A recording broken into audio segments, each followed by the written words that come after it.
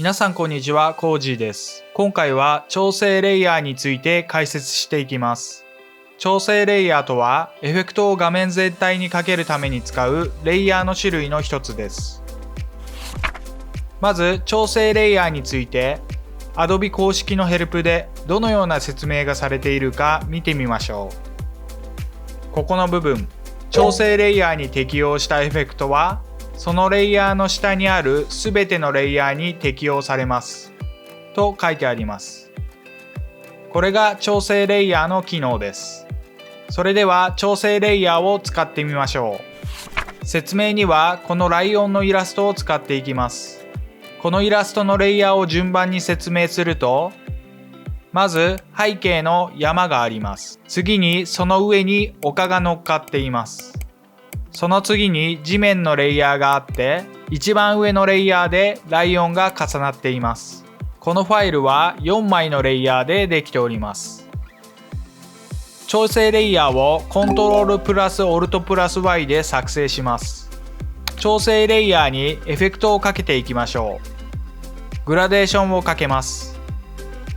描画から4色グラデーションを調整レイヤーにかけます。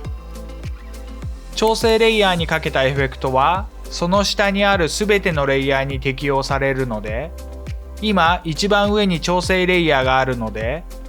画面全体にエフェクトがかかっている状態です。調整レイヤーを一つ下に下げるとライオンはエフェクトの対象外になりました。これはライオンのレイヤーが調整レイヤーの上になったからです。調整レイヤーをもう一つ背面に下げてみましょう。地面のレイヤーも対象外になりました。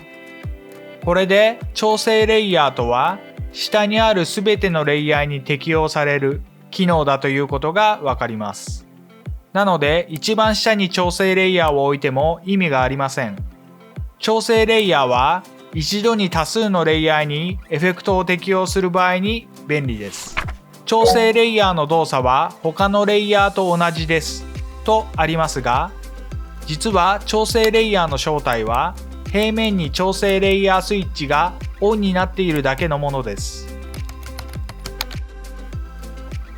逆を言えば調整レイヤースイッチをオンにすればどのレイヤーも調整レイヤーとなり、エフェクトをかければその下にあるすべてのレイヤーにエフェクトが適用されます。なので調整レイヤーをトランスフォームで動かせば他のレイヤーのようにアニメーションできますし、調整レイヤーにマスクを使用することもできます。これが調整レイヤーの基本的な機能です。そして次の部分、調整レイヤーの下にある各レイヤーに同じエフェクトを個別に適用した場合よりもレンダリングパフォーマンスが高くなりますとあります。これはどういうことかというと、 AE のレイヤーは下から順に描画されて合成されていきます。背景のレイヤーが描画され、その上に丘のレイヤーが通常で合成。その上に地面のレイヤー、その上にライオンのレイヤーと順に合成されていきます。個別に各レイヤーにエフェクトをかけた場合、内部的には各レイヤーの合成のたびにエフェクトを処理するため、計算に時間がかかります。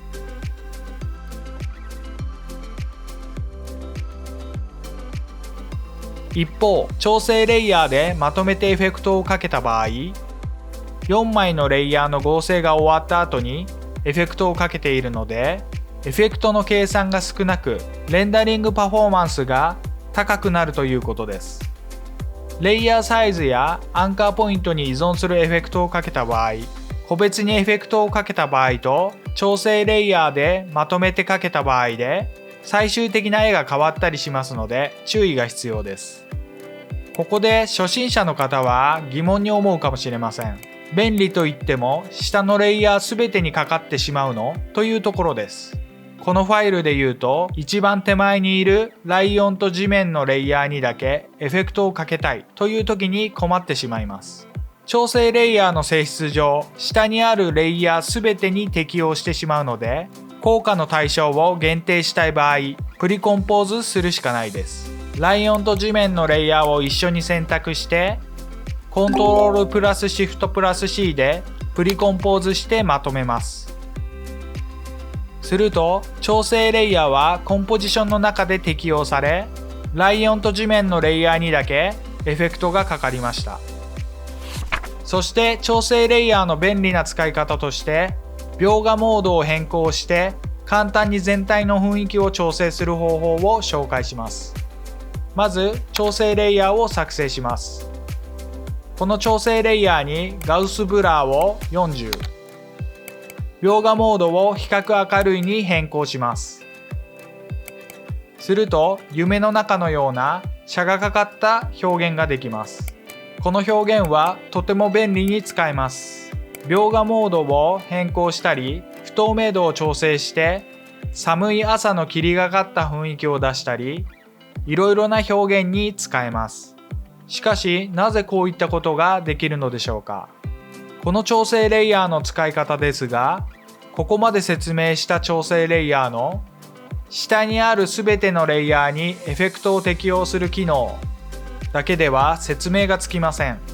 ここで調整レイヤーに一体何が起きているのかを説明すると、調整レイヤーにガウスブラーをかけて比較明るいで上に重ねる。この表現はこの調整レイヤーより下のレイヤーをプリコンポしたものをコピーして重ねて上のコンポジションにガウスブラーをかけて描画モードを比較明るいに変更したのと同じ結果になっています。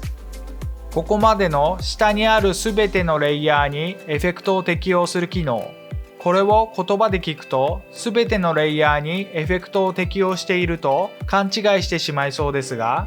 先ほど比較した通り個々のレイヤーにエフェクトを適用しているのとは結果が違いました。なので私が思う調整レイヤーの正しい説明としては、調整レイヤーとは下のすべてのレイヤーを合成した画像のコピーをイメージすると辻褄が合います。なので調整レイヤーにエフェクトをかければ下のすべてのレイヤーにエフェクトをかけている表現になるし、調整レイヤーにガウスブラーをかけて描画モードを変更すれば下のすべてのレイヤーをコピーして重ねて描画モードを使用して合成する表現ができます。理解を深めるために繰り返し説明すると、よく手っ取り早く写真を明るくするときに同じ写真をスクリーンで重ねたり、写真のコントラストを強くしたいときは同じ写真をオーバーレイで重ねて不透明度で調節するということをすると思うのですが、調整レイヤーを使えばこれと同じことが簡単にできます。やってみましょう。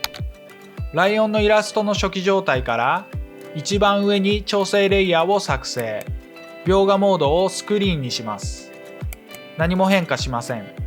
この時注意しないといけないのが、調整レイヤーは何かエフェクトが適用されていないと調整レイヤーとして機能しないということです。調整レイヤーに何でもいいのでエフェクトをかけます。ガウスブラーを適用します。